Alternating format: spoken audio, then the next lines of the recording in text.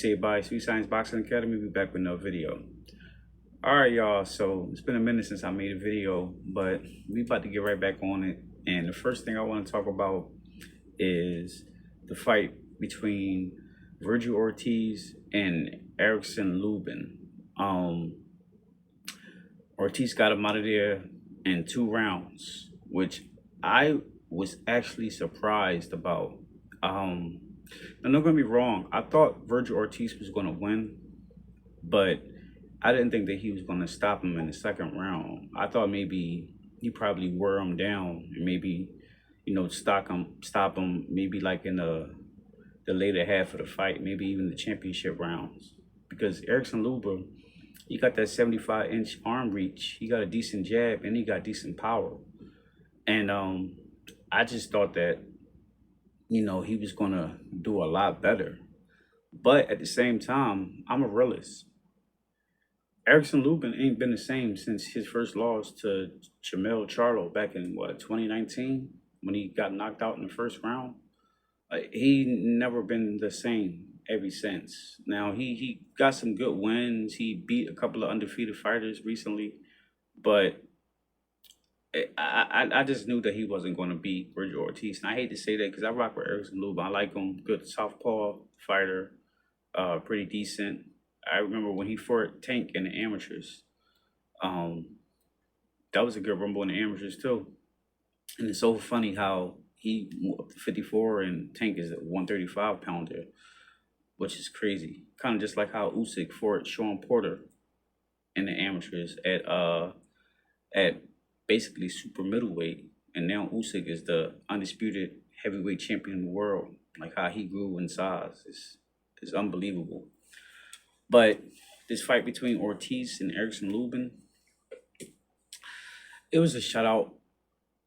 Now, Lubin started off with a good jab. He was kind of keeping him off of, he was keeping Vergil Ortiz off of him for like the first minute and a half, 2 minutes in the first round. But he let himself get on the ropes. And that's not a bad, that's not a good place. That's bad. That's a bad spot for Erickson Lubin to be, because that's where Vergil just be teeing off on you and everything. And that shell defense, it's not going to work for somebody like a Vergil Ortiz, because he's going to be throwing looping shots. He's going to be punching around the guards. He's going to be punching through the guards. Because my coach used to tell us, like if somebody blocking up, hit their arms, hit their elbows, hit their hands, because the impact is still going to hit them. It may not be as hard as it will be flush, but they still feeling it. And you got somebody with volume punches like a Vergil Ortiz keep doing that, that's gonna hurt. I just kind of seen it after like I said, the first 2 minutes of the first round. I'm like, yeah, he about to get him. We're like real soon, and he ended up getting him in the next round. So yeah, it's crazy. But all respect to Erickson Lubin, and Vergil Ortiz. Although the fight didn't live up to what I thought it might be, you still got to show them respect. You got to give anybody, man or female, respect to step inside the ring. It takes a different type of person to want to fight for a living. They used to say that, like back when I first started boxing, like what made you want to start boxing? Like that's crazy. But you gotta be a little thrown off to want to box. But with that being said, right after the fight, we had Jaron Ennis come inside the ring. Vergil called him over, like, come here, Boots. And, they start going back and forth. Vergil was saying that his team lied. He said that his dad, the one, called him out. Boots was saying that they was ducking. It was a little bit back and forth, and they had a little face-off inside the ring. So you would think that would be the next fight. But prior to the fight between Ortiz and Lubin, you had Vergil Ortiz Sr., Vergil's father, saying that, Boots got to earn his way. He haven't fought no top fighter. And I think he just piggybacking off of what Andre Ward just recently said lately, because Andre Ward was saying that Boots hasn't fought an elite fighter yet. So I think they just kind of running with that narrative. And now they saying reports that Vergil Ortiz gonna fight Errol Spence next. Errol Spence ain't fight since 2023, since he got brutally beat and knocked out by Terrence Crawford. What makes you want to fight him? Nah, I know why you want to fight him, because they looking at him like used goods, and he's a name. Like, regardless if he haven't been in the ring for 2 years, Errol Spence is still a name, and to have a name like him on your resume, it looks good. So I can see that why they would want to fight him. But come on, bro, Earl, right now, like, let Earl, if he comes back, let him test the waters first, because I think he's gonna come back at 54 or 60.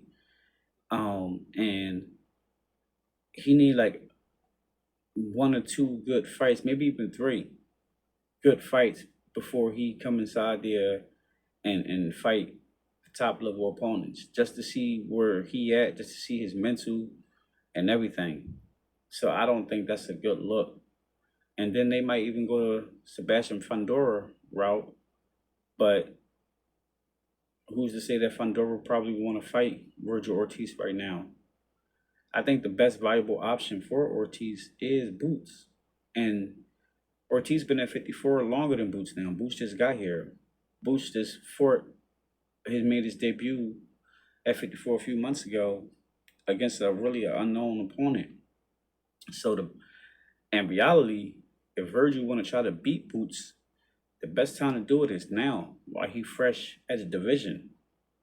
But I don't know if that's going to happen, because if they let Boots keep going and keep getting these wins, because he's already Vergil, they both undefeated, and they both got high knockout ratio power percentage. But Boots is just on another level, and he's just like crafty, he's tricky, he got power on both hands. He's not really one-dimensional like Vergil Ortiz is, because Vergil is kind of more of a seek and destroy. He got fundamentals, but his style is more so of like I said, seek and destroy. Just come forward, come at you. Where Boots, he can come forward, he can go back, he can move lateral, he can fight inside, outside, mid-range. He can switch from southpaw to orthodox. He can kind of do it all. Now, one criticism I do give Boots is sometimes he get a little too flashy. And I don't think that you can do something like that with a Vergil Ortiz, at least if they fought not in the beginning rounds, maybe start breaking them down in the later rounds. But I think Boots and their team already know to do something like that. They would take him seriously, because that would be his toughest fight to date if they do fight next.